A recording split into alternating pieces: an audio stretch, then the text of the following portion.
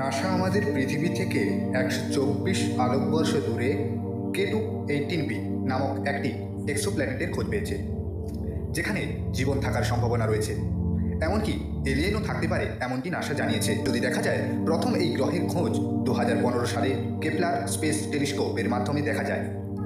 এই গ্রহটি একটি সুপার আর্থ প্ল্যানেট এবং সেপ্টেম্বর 2023-এ নাসা ঘোষণা করে জেমস ওয়েব স্পেস টেলিস্কোপের মাধ্যমে এই গ্রহের বায়ুমণ্ডলে মিথেন, কার্বন ডাই অক্সাইড এবং ডাইমিথাইল সালফাইড অর্থাৎ ডিএমএস খোঁজ পেয়েছে এবং এই ডিএমএস এর উপস্থিতি একটি পোটেনশিয়াল বায়ো সিগনেচার, কারণ পৃথিবীতে এই ডিএমএস সমুদ্রে থাকা ফাইটোপ্ল্যাঙ্কটন থেকে উৎপন্ন হয়।